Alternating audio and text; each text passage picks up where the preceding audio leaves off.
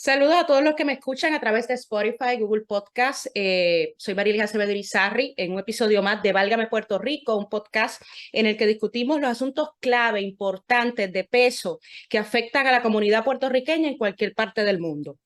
Y hoy me encuentro en Nueva York, como de costumbre, porque resido acá, pero mi invitado está en Puerto Rico. Y mi isla está pasando, como ya lo saben muchos de ustedes, me imagino que todos los que están escuchando este podcast lo saben, mi isla está pasando nuevamente por una crisis humanitaria, esta vez por el azote del huracán Fiona, un evento que no esperábamos que tuviera el impacto que ha tenido, y precisamente 2 días antes del aniversario del quinto aniversario del azote del huracán María, que dejó miles de muertos, millones de daños en infraestructura que aún no han sido reconstruidos, entre otras situaciones que afectan el bienestar de los puertorriqueños en la isla. En medio de toda esta discusión surge el papel de las autoridades federales y de las autoridades locales como parte del proceso de respuesta y recuperación en la isla, ahora ya cargando dos devastaciones prácticamente con el embate del huracán Fiona.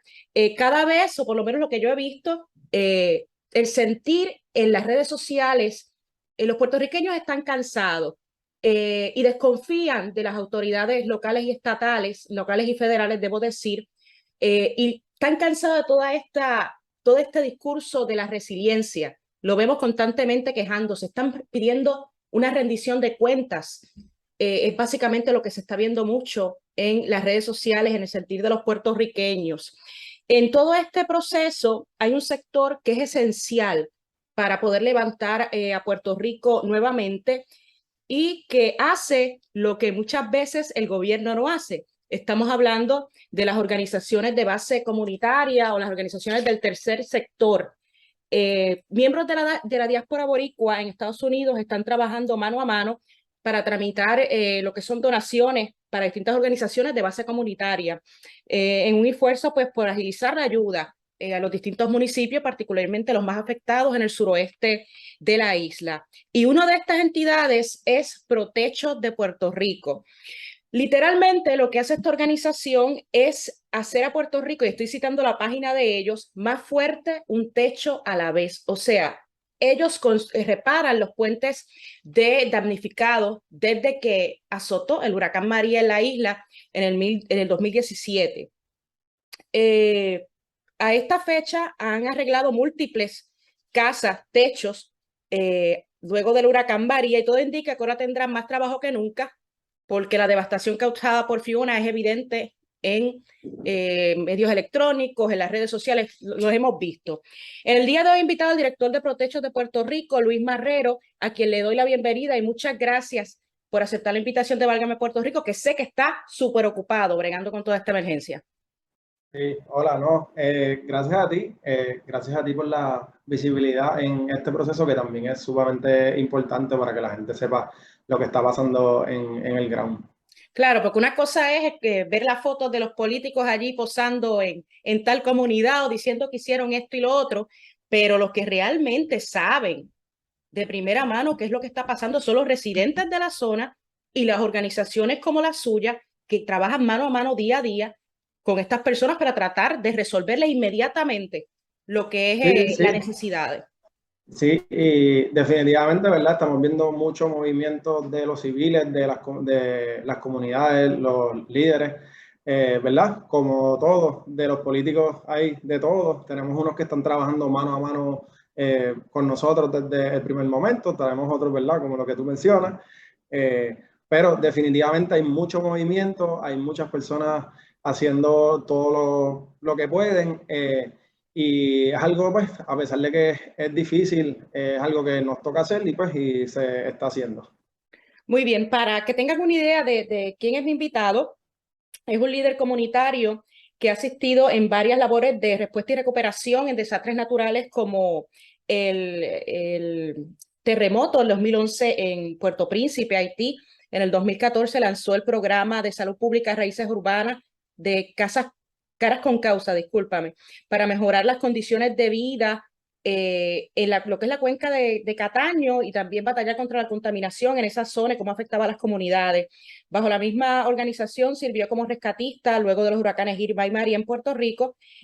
Marrero cuenta con un bachillerato en biología de la Universidad de Puerto Rico y una maestría de administración pública de Rutgers University. ¿Y llevas cuánto tiempo? Vamos a empezar por lo simple. ¿Cuánto tiempo llevas en Protecho y cómo se da ese ingreso a la organización? Llevo ya 2 años y medio dirigiendo Protechos. Esa oportunidad surgió a través de, pues, las redes de sin fines de lucro en Puerto Rico, pues que al pasar el tiempo, ¿verdad? Como cada vez estamos un poquito más atrás, brindándole desarrollo y bienestar a nuestro pueblo, pues como tú muy bien mencionaste al principio, pues las sin fines de lucro están ocupando ciertas dinámicas que se supone que, pues, que el Estado provea, pero pues como no se está dando, pues alguien tiene que hacerlo y entonces, pues, dado mis otras interacciones, como muy bien mencionas, trabajé muchos años con Caras con Causa, trabajé en Haití con Iniciativa Comunitaria y también aquí en otros proyectos y pues por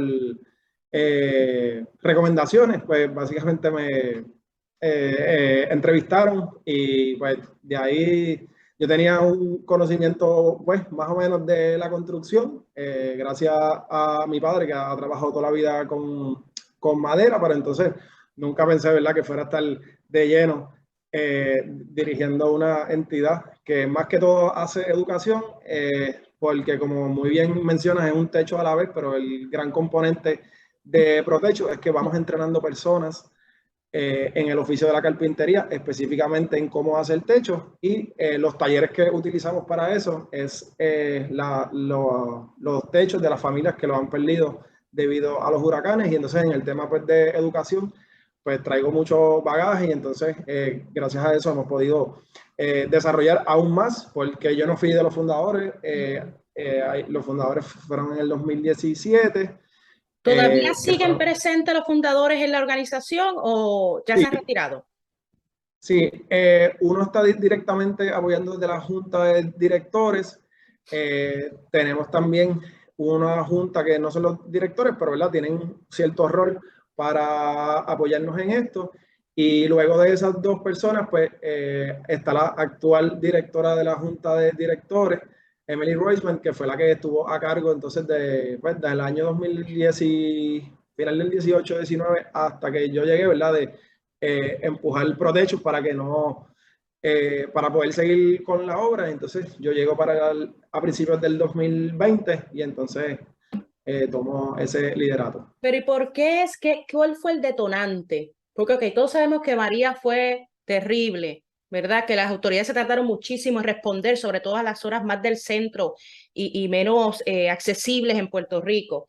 Pero ¿qué fue lo que les hizo a ustedes decir, o los que fundaron? No, no, no, tenemos que hacer esto, tenemos que iniciar este proyecto porque ya no podemos más, tenemos que meter mano, como decimos los puertorriqueños.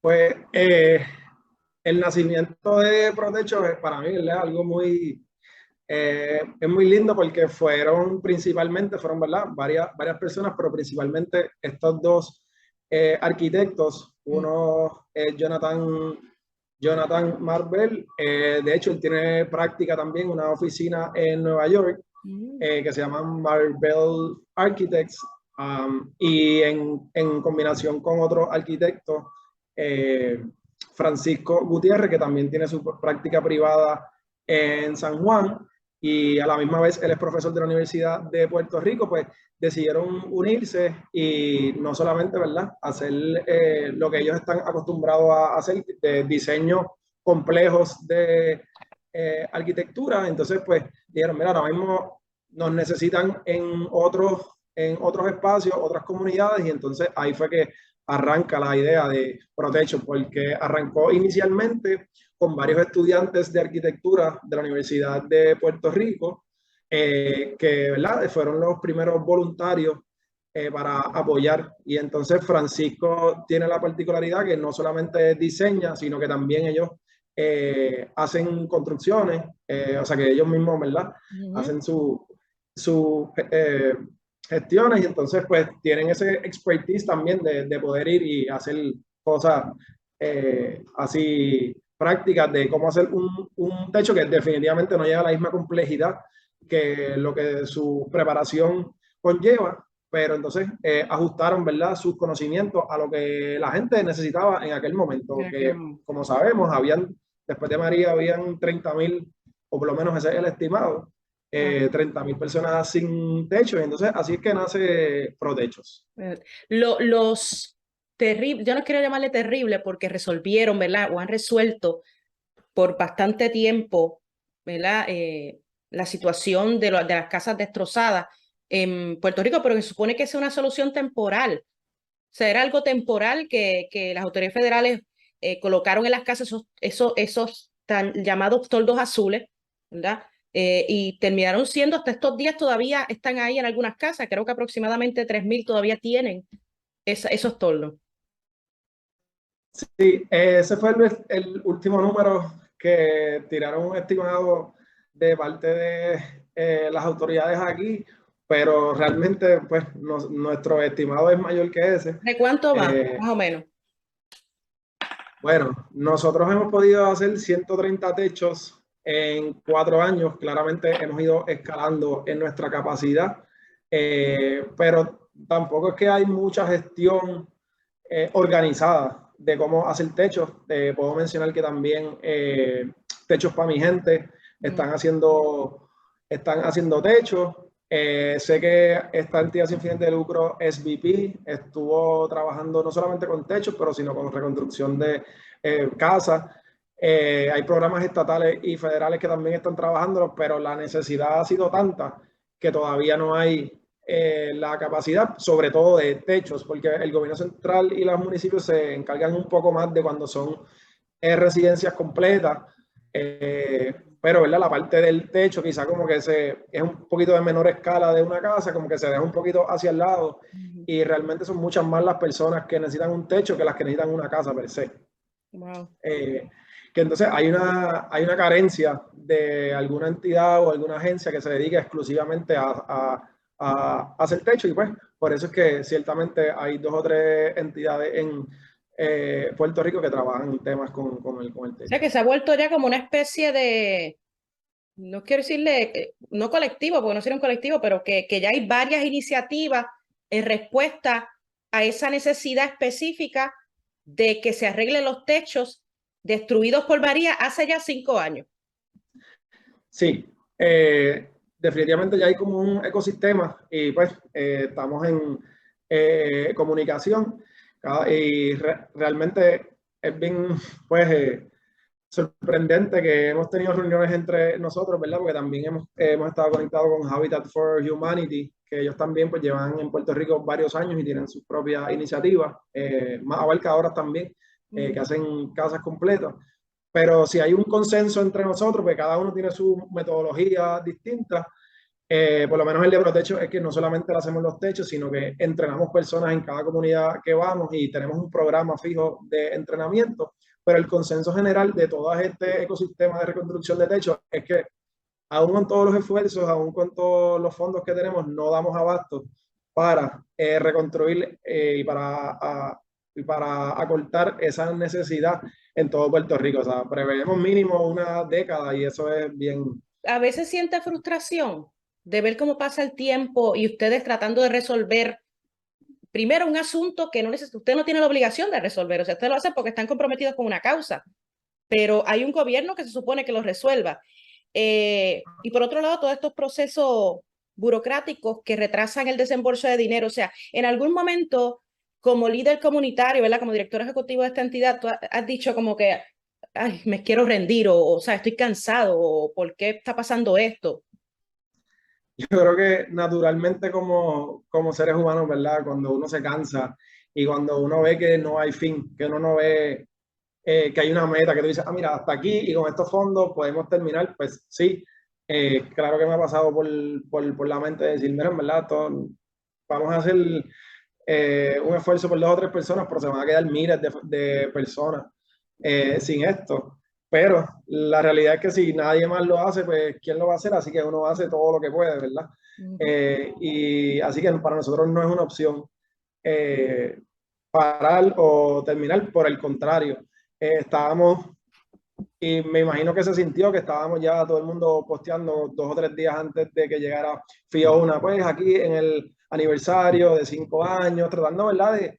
De traerlo otra vez el ente público, de decir, mira, esto no se ha acabado todavía, tenemos cosas por hacer y pues como estamos en una posición prime en el Caribe, llega este otro huracán y pues nos envía para atrás de nuevo. So, ahora nosotros tenemos el queue de personas que teníamos en lista para hacer los techos después de María y adicionalmente también tenemos ahora una lista nueva de los techos que se dañaron con Fiona. ¿Cuántos tienen en esa lista, más o menos ustedes, lo que ustedes han recapitulado? 25, porque trabajamos en Rico, tenemos 25, ¿verdad? Que hemos ido acortando poco a poco porque parte de nuestra limitación o la limitación más grande que nosotros tenemos en estos momentos, o por lo menos desde hace un año, es conseguir fondos para materiales. Además de que, debido, ¿verdad?, a que somos un archipiélago que no es parte de Estados Unidos continental, los costos han seguido subiendo y eso es de las pocas cosas que pues, sigue subiendo y cada par de meses el costo sube aún más.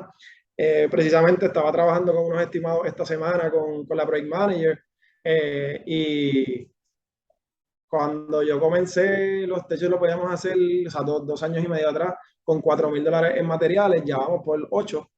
Así Un que solo techo, pero cuando dices un solo techo, 4.000, ¿es un techo de qué tipo de casa? ¿De qué dimensión de casa? una casa, lo que llamamos una casa mediana, de aproximadamente un 24 por 32.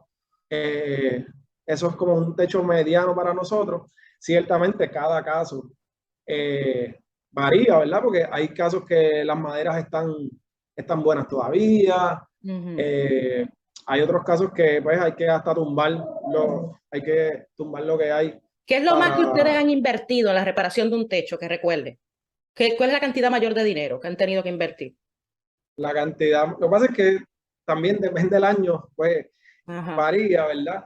Pero así en un solo techo que hemos tenido que reforzar y hemos tenido que poner placas porque hemos pues, encontrado casas que el techo, o sea, se fue completo y entonces y sobre todo cuando son casas de cemento, pues esa unión entre la madera que le ponemos y el cemento, pues tiene que ser sólida. Y entonces ahí pues se nos va bastante, que más que materiales, o sea, estamos hablando de materiales, no estoy hablando de mano de obra. Claro, eso es Eh, otro asunto. Te diría como $13,000, $14,000 Wow, pues sí, claro. en Ujú. un techo desde el inicio. Pero eso porque lo hicimos el año pasado. So, ya este año, ese mismo techo debe salir en 17, este, algo por ahí. Wow. Y ahora pregunto, vamos a los fondos, vamos por parte. Los fondos que ustedes utilizan para estas reparaciones, ¿de dónde viene principalmente? Eh, en los inicios de ProTechos se desarrolló la entidad prácticamente con donaciones de personas, o sea, Okay. fueron individuos de, ¿verdad? De Puerto Rico, de los Estados Unidos, porque en la Junta hay 2 personas que son estadounidenses, el resto son puertorriqueños. Así que sí hay conexiones de personas en los Estados Unidos, también la diáspora nos apoya mucho, pero también casi todo en los inicios fueron donaciones individuales. Al transcurrir del tiempo, pues hemos podido demostrar nuestro track record y que el programa sí funciona. Entonces recibimos el interés de varios municipios, como el municipio de Cataño, el municipio de Toabaja.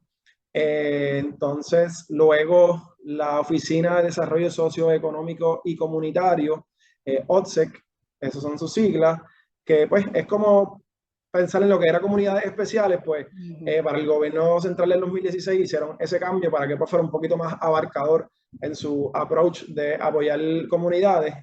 Eh, entonces con ellos pues recibimos un apoyo bien grande porque pues nos dieron unos fondos para reconstruir alrededor de 16 techos, de los cuales hicimos una casa completa porque al poder ahorrar o por ejemplo gastarlo el dinero adecuadamente, pues tuvimos un poquito de surplus en eso y tuvimos la oportunidad de hacer una casa en Puerto Real, en Cabo Rojo.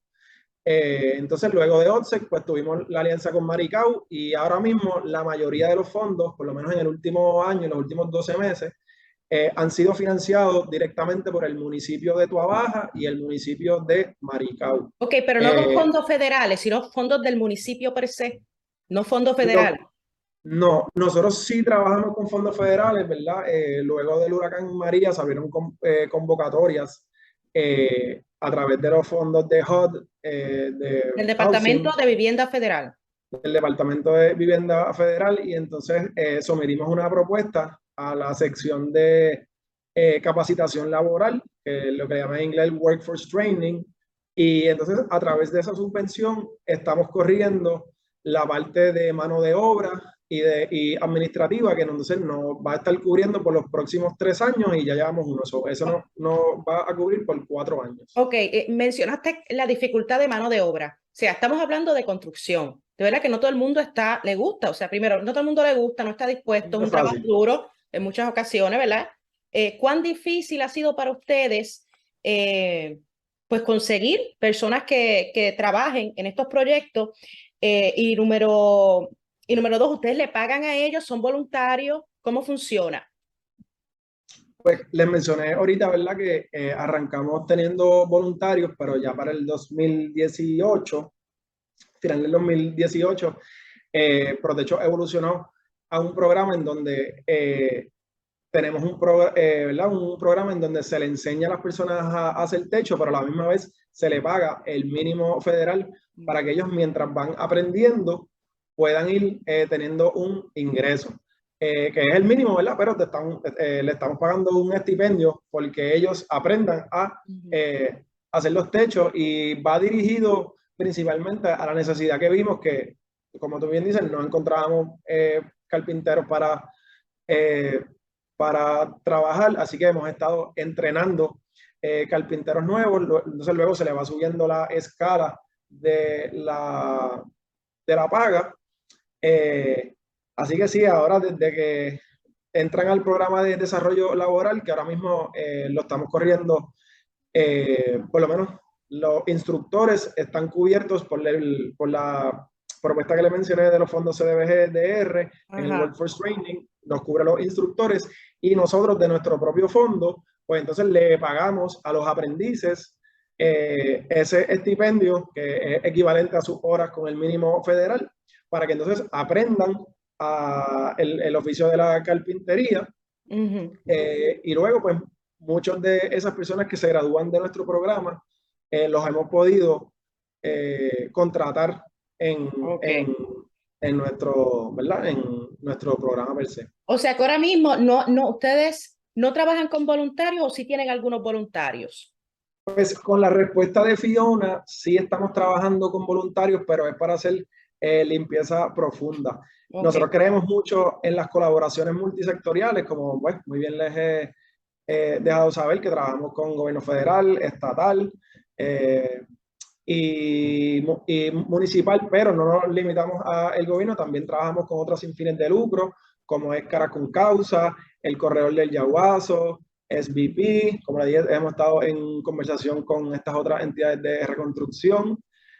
Ahora mismo también estamos colaborando con esta entidad internacional, All Hands and Hearts, que ellos se dedican específicamente a hacer limpieza profunda. O ellos enviaron una brigada la semana pasada, justo Ajá. 2 o 3 días después del desastre. Entonces, en colaboración con ellos, y estamos haciendo limpieza profunda a las estructuras.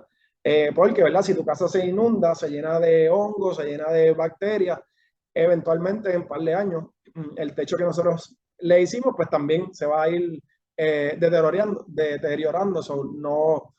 No queremos que eso pase, entonces hemos hecho esta colaboración con ellos para dar apoyo directo a todas estas comunidades, y específicamente estamos trabajando esta colaboración en Tuabaja. En Ok. febrero de este año también, que hubo unas inundaciones en esa área, estuvimos trabajando directamente en Guaramatos con el corredor del Yaguazo.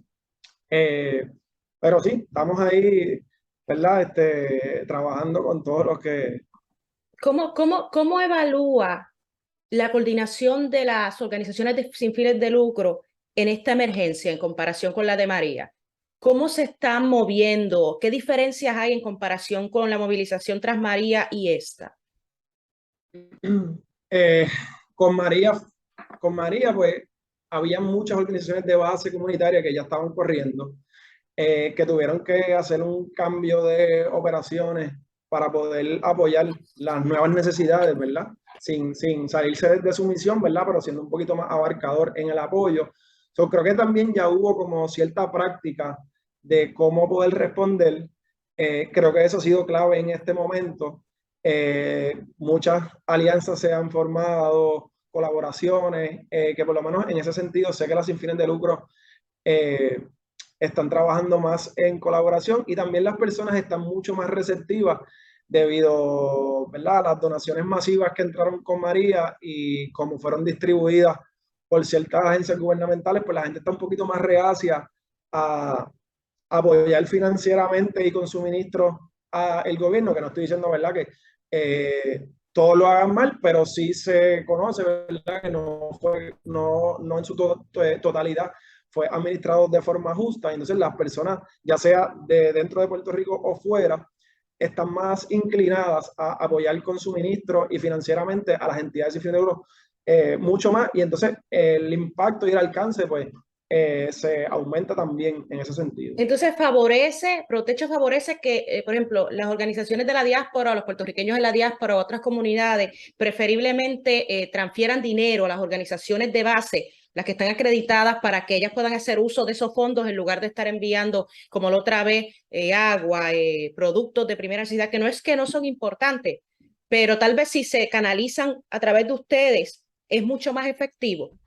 Sí, definitivamente. Creo que algo que mencionaste al principio de la conversación y es súper clave, es que las personas que estamos aquí, que hemos estado aquí, que ya sabíamos de las necesidades antes del desastre y hemos respondido, pues sabemos exactamente qué es lo que les hacía falta y qué es lo que les hace falta ahora.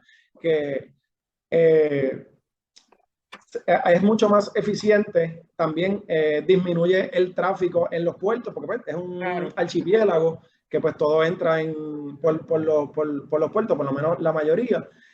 Y eso también agiliza el proceso del gobierno de poder responder, porque pues no tienen que estar batallándose los puertos con donaciones privadas, que eso también agiliza mucho más y sobre todo que hay muchas sin fines de lucro, el ecosistema de las sin fines de lucro en Puerto Rico es bien grande y hay mucho apoyo entre ellas, entonces muchas de las sin fines de lucro contamos con certificaciones como la 501C3, la 11.01, que es el equivalente a esa de forma local, eh, para que todo el dinero que se done a nuestra entidad pueda ser deducido de sus contribuciones, ya sea una persona o ya sea una compañía. Así que también eso es un win-win porque estás ganando y entonces en vez de darle ese dinero al final del año al gobierno, si es lo que no quiere hacer, pues entonces se lo puedes donar a una sin fines de lucro y es el equivalente a tu contribución del Estado.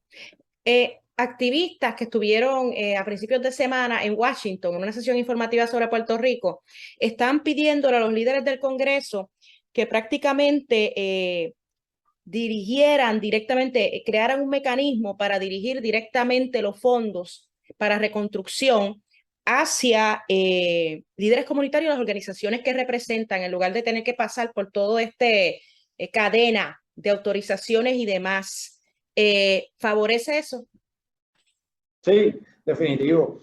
Nosotros ahora mismo, pues, como le mencioné, trabajamos una subvención directamente con vivienda, pero para que nosotros recibir ese dinero, trabajamos a través de reembolso. Entonces también hay otra intermediaria porque pues, los programas tienen mucho contenido, así que hay otra entidad privada que también está manejando, ¿verdad? Que se utilicen bien. Entonces, por lo menos en Puerto Rico se está utilizando la forma de reembolso, así que pues en lo que nosotros sometemos la evidencia, pasa de una agencia a otra, luego se aprueba o necesitan unos cambios, pues entonces estamos recibiendo el dinero después que nosotros lo gastamos 4 y 5 meses más tarde, que entonces eso definitivamente crea un estrés adicional al que ya tenemos, al que ya asumimos, apoyando directamente a las comunidades. Tras la llegada del presidente Joe Biden y algunos bajo la CDBG, ese programa, ¿verdad? De fondo. Pregunto, ¿cuál ha sido la experiencia de Protecho para poder acceder a ese dinero, esos fondos? ¿Cuándo los recibieron? Pues ¿cómo se llama? El RFP, por lo menos que nosotros solicitamos, que fue ¿verdad? El que consideramos que estamos más aptos para solicitar. Esa convocatoria abrió como a mediados, como en mayo, abril-mayo del 2020. Entonces, esos fondos fueron aprobados como para agosto, septiembre de 2021. Y entonces nosotros comenzamos el programa en agosto del 2021. Así que el desastre que sucedió en septiembre de 2017 tomó, por lo menos en nuestro caso particular, ¿verdad? Yo sé que hay otros fondos, por ejemplo, los fondos de FEMA que son adjudicados right away después de que pasa el desastre. Sé que, ¿verdad? Hay ciertas agencias que reciben fondos de ahí, pero por lo menos lo de vivienda, que es lo que nosotros estamos trabajando, pues toma un tiempo en lo que FEMA envía todos los reportes, ¿verdad? De lo que sucede y luego se adjudican esos fondos en vivienda federal, HUD. Y por lo menos en nuestro programa, que es de Workforce Training, no fue hasta agosto del 2021 que pudimos comenzar con eso. Tengo conocimiento de que los municipios sí recibieron fondos con más rapidez. También sé que firmas de ingeniería y arquitectura recibieron fondos también un poquito más rápido, que fue como porque fue la parte de reconstrucción a grande escala. Pero por lo menos las sin fines de lucro que estamos trabajando en la base, pues no fue más hasta el 2020-2021 que entonces empezamos a recibir esa subvención de... O sea, antes de eso, ustedes estaban bregando con lo que le daba el municipio, que no tenía que ver con fondos federales y donaciones de terceros. Sí, así ¿Cómo es mismo. posible? ¿Cómo es posible que con tantos millones por ahí, disque circulando, se tome esto tanto tiempo? O sea, ¿cuáles fueron los inconvenientes principales que ustedes experimentaron en el proceso? Por ejemplo, presentaban, no sé, una solicitud y de momento se la devolvían por algo, por alguna razón. ¿Cuáles eran los impedimentos para que ese dinero, según ustedes, ¿verdad? Fluyera más rápidamente. Bueno, por lo menos en el proceso de solicitud, lo que le mencioné, ¿verdad? Que abrieron esa convocatoria 2020, que son 2 años y medio después del desastre. Por lo menos nosotros estamos en el programa de Workforce Training, que es de desarrollo laboral, que pues como no es respuesta al desastre, sino es un programa más de dirigir hacia el desarrollo de la economía y de destreza a largo plazo, pues abre para esa fecha. Sometemos, como le mencioné, en agosto de 2020. Entonces, para más o menos para mayo 2021 es que nos dejan saber que vamos a ser parte de ese programa, que vamos a recibir esa subvención. Tomó como unos 2 meses en lo que pues pudimos enviar, bueno, que enviamos, ¿verdad? Todos los seguros, porque al recibir fondos federales, pues son ciertas certificaciones que nosotros las teníamos todas, pero, ¿verdad? Teníamos que recogerlas todas y firmar ciertos disclosures, y entonces no fue hasta agosto 2021 que entonces oficialmente podemos comenzar el programa. Pero tiene la particularidad que muchos de estos fondos trabajan a través de reembolso. Y entonces, al trabajar a través de reembolso, nosotros tenemos que cumplir, ¿verdad?, ciertas guías y ciertos requisitos para que entonces el Departamento de la Vivienda Estatal, porque ya los fondos pasan a vivienda estatal, entonces ellos nos envíen el reembolso de lo que nosotros ya trabajamos. Por O sea, que ejemplo, ustedes tienen que pagar primero por eso y después que se lo dan. Se están partiendo sí, de la premisa de que ustedes como organización tienen todo el dinero necesario para poder hacer esos proyectos y que después ellos sí, se lo van a reembolsar, pero ¿cómo así? sí, y honestamente eso no es la realidad de muchos, ¿verdad? Hay ciertas entidades que tienen la capacidad, como por ejemplo, puedo mencionar así, Abuelo de Pájaro, hay varias universidades que están participando de estos programas o hay sin fines de lucro internacionales que sí lo pueden hacer, pero hay muchas entidades de base que no tenemos la capacidad para aguantar tanto tiempo. Y yo sé que en las últimas veces que eso ha sido un issue constante y se le ha comunicado a vivienda. Y sé que estaban trabajando con ver si en el futuro cercano podían entonces soltar cierta partida de inicio y entonces para que entonces tuvieran más solvencia y no sé qué, pero pues eso no sé en qué ha quedado porque eso fue relativamente reciente y ahora vino Fiona, así que no sé cómo están trabajando eso. Pero sí, sí, o sea, se le ha comunicado a vivienda y han tenido receptividad, pero pues para hacer esos cambios pues toma un poco más. Pero definitivamente ha sido un estrés adicional en donde nosotros, por ejemplo, gastamos el salario de todos nuestros carpinteros, los administradores, y esto sin contar materiales de construcción.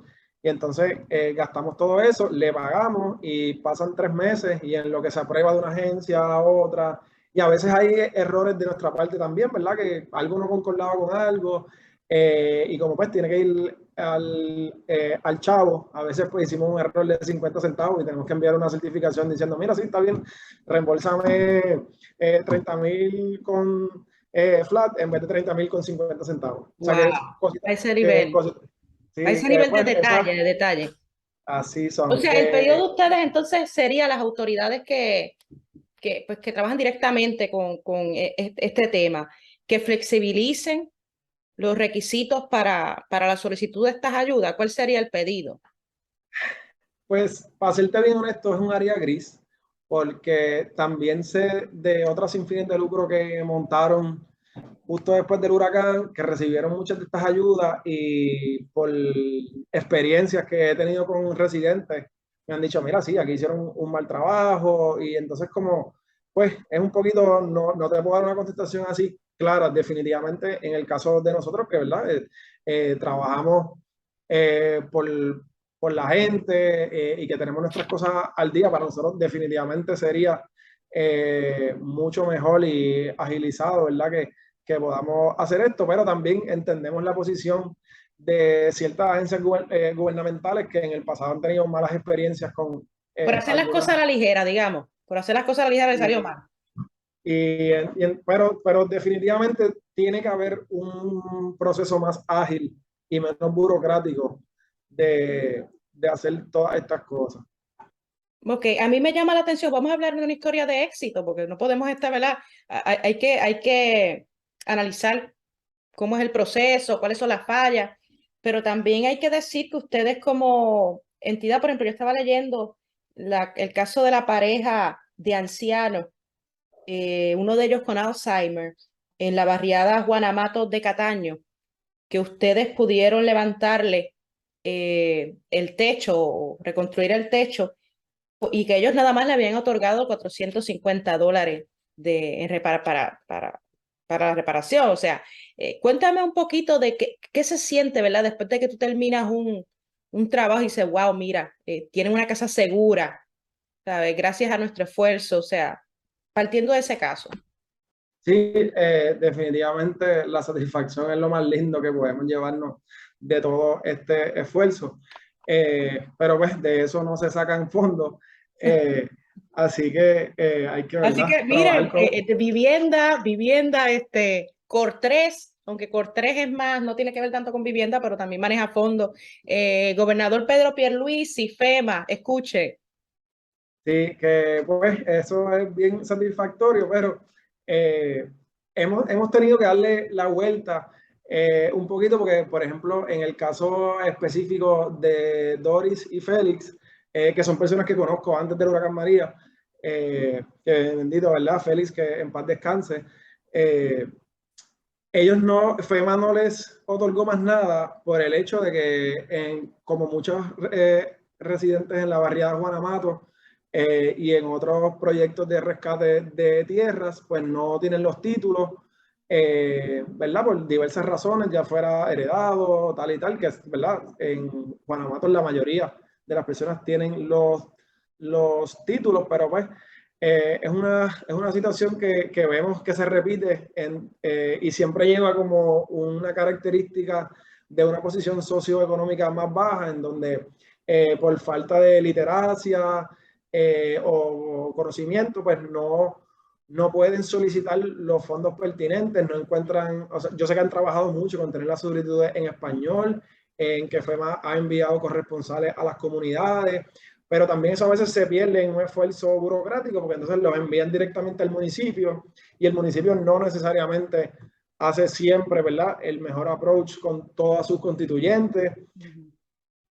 Entonces, y en ese sentido, pues hay mucho, ¿verdad? Cuando va bajando, como que se pierde mucho esos esfuerzos, que es lamentable porque a veces están ahí, están las intenciones hasta de las mismas agencias gubernamentales, pero entre tanta burocracia, pues se pierden esas ayudas. Entonces, por lo menos Protechos lo que ha hecho es que en vez de que nosotros pedirle el título de propiedad a esta familia, lo que le pedimos es un compromiso de que esa es su única vivienda y de que la van a vivir por los próximos 2 años. Y pues nosotros estamos ahí con el tema de la vivienda justa, de la vivienda digna. Si tienen títulos o no, realmente a eso nosotros, o sea, yo no soy el Estado, nosotros no estamos aquí para juzgar si tú tienes el título o no, pero tú estás viviendo aquí, llevas años viviendo aquí y es lo único que tienes para vivir. Nosotros Porque la estamos más por mayoría el... son personas que no tienen recursos para estar en otro lugar, que ese es el detalle. Claro, porque si lo tuvieran, no estuvieran ahí. Claro. Y sobre todo, por lo menos Guanajuato es una comunidad que se inunda constantemente. No hace falta un huracán para que la barriada se inunde, como vimos en febrero pasado. Y entonces hemos modificado, ¿verdad?, esos requisitos de en vez de pedir un título, le pedimos un compromiso para poder reconstruirle su techo. Y en el caso particular de Doris, ¿verdad?, ha sido una relación bien bonita en donde ella pues está súper contenta con ese trabajo. Y de hecho fue un casito bastante difícil porque su casa, pues como vive en una zona inundable, la construyen bastante alta y el techo fue bastante alto, pero ha sido de los techos más lindos que hemos hecho, ¿verdad? Aparte de estructuralmente fuerte. Eh, y sí, súper satisfactorio. Y de hecho esos techos, ella es vecina precisamente del proyecto comunitario Corredor del Yaguazo en colaboración con Caras con Causa, por eso es que los conozco. Entonces, una vez pasa el huracán, vimos que le entraban liqueos por todas las esquinas, pudimos ir directamente con el líder comunitario, Pedro Carrión. Él nos dice, mira, estas casas de aquí definitivamente son las personas más vulnerables, empiecen con ellos.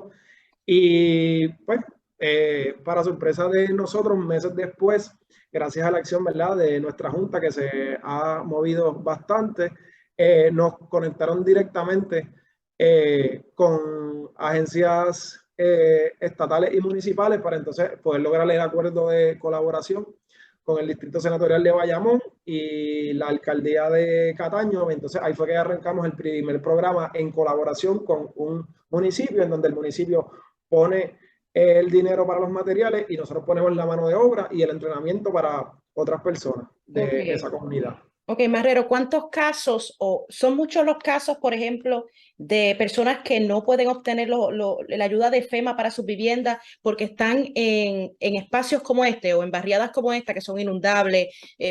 ¿Cuáles son las razones principales que ustedes han visto que dificultan que FEMA otorgue fondos para reparación de vivienda? Título de propiedad, ese es como el single thing que puedo señalar, los títulos. Hay mucha carencia de los títulos, ¿verdad? Por las razones que sean, ya sea porque fueron herencias de familias y entonces si fue una herencia de hace 60 años, pues obviamente se complejiza los lazos familiares y que, pues como sabemos, muchos puertorriqueños viven en los Estados Unidos y no necesariamente es tan accesible o fácil primero conseguir a esos familiares que por ley tienen derecho a esos espacios y mucho menos, ¿verdad?, que puedan venir a Puerto Rico a la misma vez todo el mundo y, ¿sabes? Entonces eso dificulta muchísimo el proceso de recuperación. Otra parte también es que, volviendo al tema de la migración, ¿verdad?, pues nuestro baja capacidad de desarrollo socioeconómico, es que muchos de los hijos de estas personas ancianas se van a los Estados Unidos o a otros países y entonces estas personas no tienen computadoras, tienen celulares lo más básico, y entonces ¿cómo se supone que estas personas llenen todas estas ayudas? Muchos de ellos no saben leer o su capacidad o sea, su literacia es bien baja, bien básica, no va a llenar documentos extensos. Sé que Ayuda Legal en Puerto Rico, que es una entidad sin fines de lucro, también está trabajando eso mucho y yo sé que con María ellos adelantaron mucho eso, que hacen distintas, ¿verdad? Como que van a comunidades y se anuncian, mira, todo el que necesita ayuda para llenar solicitudes, ayuda, lo que sea, Hay pues un problema apoyan. generalizado de que por ser personas ancianas de bajos recursos, pues tienen poco acceso al internet y a educarse sobre los procedimientos. Sí, sí, eso es como eso y los títulos. Esos dos son definitivamente los dos impedimentos mayores a la hora de recibir las ayudas. Ok, pero entonces, más allá de lo que están haciendo ustedes como organización, ¿cómo entiendes que pudiera resolverse esto? Pienso que al igual que hemos hecho alianzas con otras entidades, ¿verdad? Nosotros no podemos resolverlo todo. En el caso de nosotros, pues no le estamos pidiendo ningún título, no le estamos pidiendo que nos lleven, mira, lléname esta solicitud, a ver, o sea, sí nosotros tenemos ciertos renglones para dar la ayuda, que es básicamente que vayas a vivir la casa por 2 años, que tengas necesidad, que sea tu única casa, y que en la red, entonces priorizamos, no es que nos limitamos, pero priorizamos a familias donde hayan niños, donde hayan personas con condiciones limitantes y que hayan ancianos viviendo ahí. Y entonces, pues nosotros vamos directamente a atender esos casos y así de esa forma, pues acortamos esa brecha de falta de literacia o de falta de los títulos. Pero definitivamente, yo sé que Ayuda Legal está haciendo un trabajo enorme. Y ellos también están acortando esa brecha, pero como volvemos otra vez al inicio de la conversación, harían falta 20 protechos y 20 ayuda legal para que como que para que eso se atienda de la forma correcta. Finalmente, tengo dos preguntas. En estos momentos en Puerto Rico, en los que estamos hablando, recuerden que esto va a salir un poco después de la conversación que yo estoy teniendo ahora con Marrero, ¿verdad? Pero para que tengamos una idea más o menos general, ¿cuáles son las áreas que están más afectadas en términos de infraestructura ahora mismo por lo que ustedes han visto y te has comunicado con otras organizaciones en otros pueblos, etcétera? Sí, mira, pues por lo menos en términos de inundaciones, yo sé que Toa Baja y Dorado son de los más afectados, específicamente Toa Baja. Tuve la oportunidad este fin de semana de pasar de noche hacia el oeste, prácticamente Virú en Isabela, desde mitad de Arecibo, Atillo, Camuy, Quebradilla, eso Boca de Lobo, súper oscuro. Después de Isabela, pues Aguadilla, Aguada también está bastante oscuro, por lo menos esa es la parte de energía eléctrica. Ahora, definitivamente la parte que más se vio afectada por el azote de esa primera pared del huracán, que como sabemos se fortaleció ahí apenas entraba al archipiélago, es la parte sur.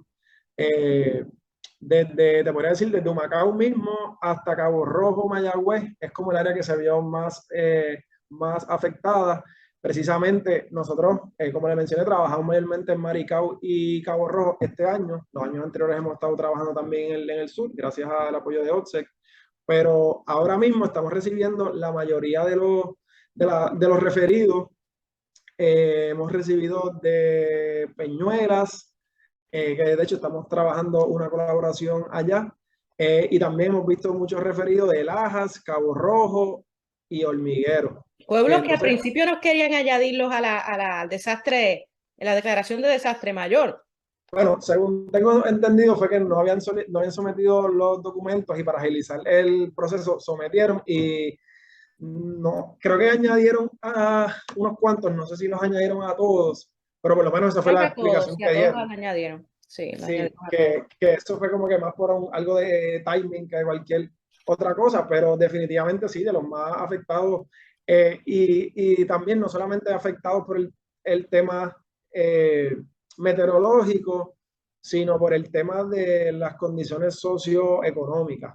Maricao también se vio súper afectado, y cuando me refiero a las condiciones socioeconómicas es que en estos pueblos quedan mucha menos gente que lo que hay y menos oportunidades. Entonces, hemos encontrado casos que son personas que viven solas, ancianos hay uno, por ejemplo, ahora mismo estamos trabajando en apoyo a una persona en Lajas, que vive solo, tiene 86 años, tiene cáncer, su esposa está fuera del país recibiendo tratamiento, y han sido prácticamente los vecinos y los líderes comunitarios que están apoyando a esta persona, porque otherwise no tiene más nadie quien apoye a esta persona, versus si estuviera en el área metro, alguien lo hubiera visto en una de estas brigadas que la gente sale, ¿verdad? Y por demografía, en el área metro vive un tercio de las personas en Puerto Rico.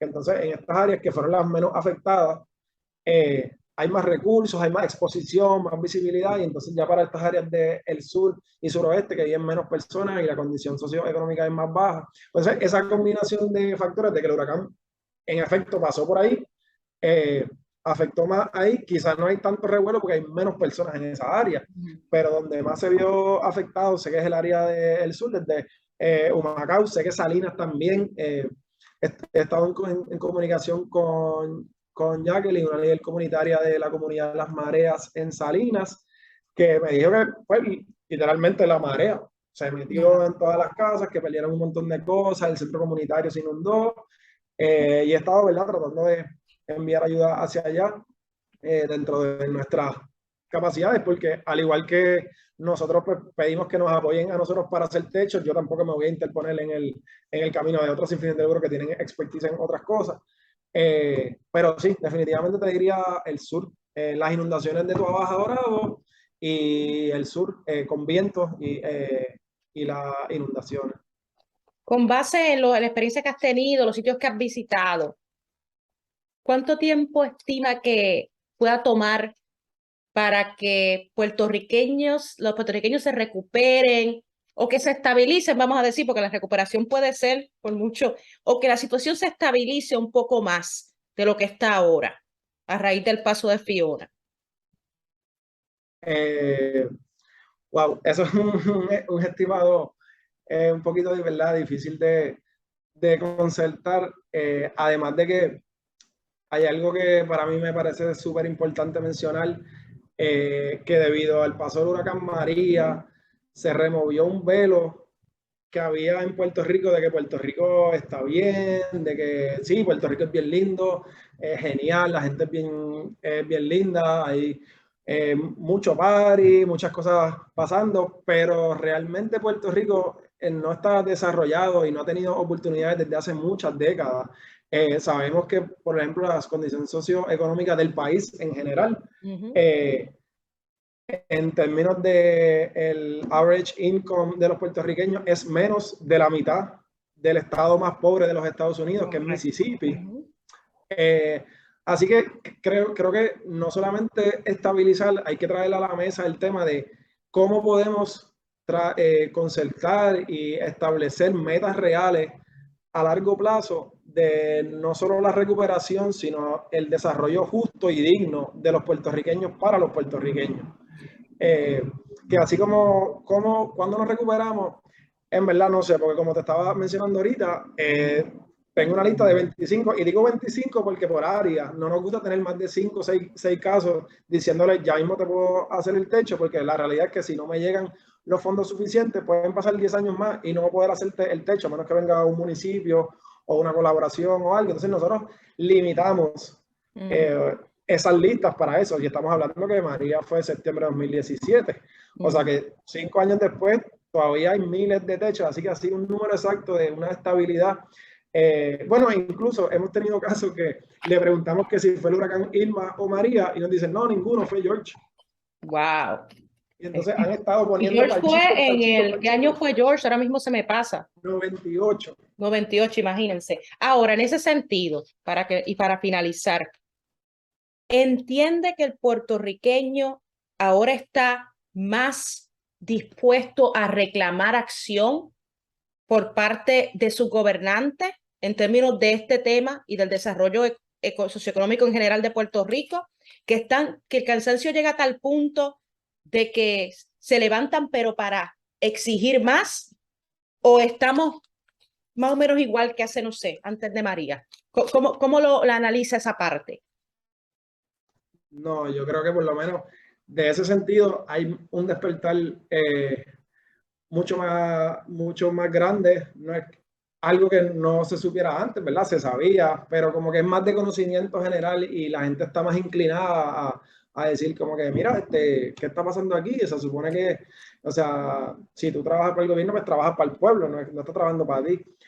Como quiera, sabemos que siguen dirigiendo o redirigiendo fondos, o por lo menos la meta no es al final del día apoyar al pueblo, sino beneficiarse las personas que están en ese poder, pero definitivamente hay mucha, o sea, los puertorriqueños están más puestos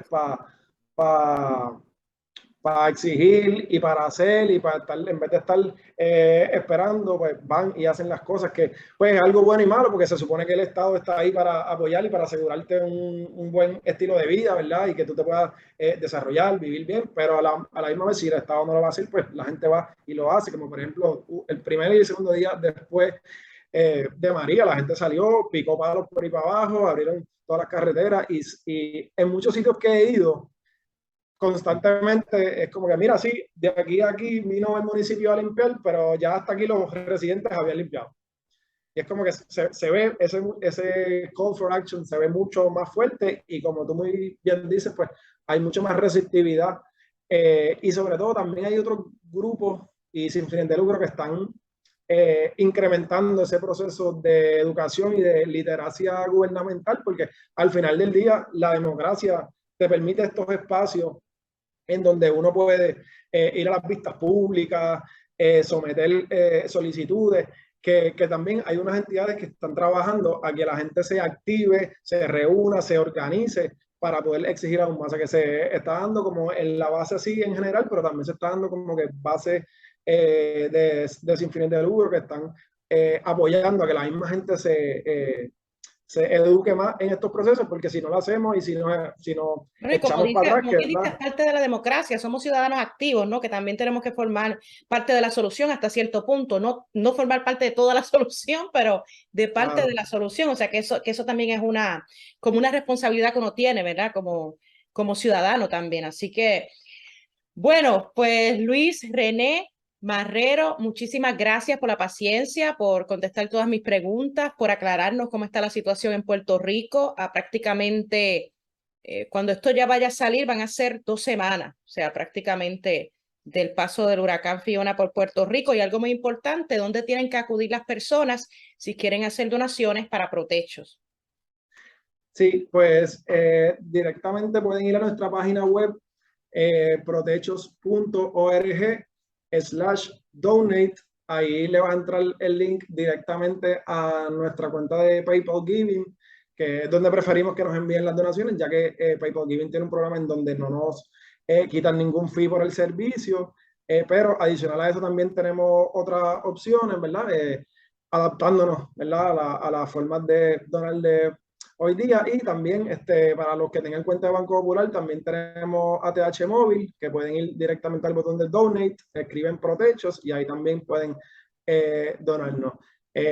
También si quisieran hacer una transferencia directa, pues se comunican con nosotros se pueden comunicar al 787-630-7106 o al nuestro correo electrónico que es info@protechos.org. Así que hay varias opciones si desean Tienen apoyar. varias opciones. Ya nosotros, mira, hemos abundado, profundizado sobre la gestión de Protecho. Ya ustedes están claros en lo que hace esta organización. Así que no, si usted está en una mejor posición que muchas de las personas en Puerto Rico que ahora mismo están sufriendo por los efectos del huracán Fiona y de María todavía, y hasta de George, pues ahí tiene la oportunidad, ¿verdad?, de solidarizarse y garantizar que el dinero que se está o que va a donar va a llegar directamente a los que lo necesitan. Así que, Marrero, muchas felicidades por tu trabajo. De verdad que es de admirar y la gente tiene que entender que si no fuera por organizaciones como esta, o sea, la catástrofe y la devastación en Puerto Rico sería todavía aún mayor a estas alturas. Así que piénsenlo antes de dudar en hacer o no una donación, porque es súper importante la gestión que hacen estos grupos. Así que muchas gracias, Marrero. Gracias a ti, muchas gracias a ti por la visibilidad, ¿verdad? Y esperemos que Puerto Rico tenga un desarrollo más justo y más digno. Claro Gracias. que sí, para eso trabajamos. Bueno, gracias.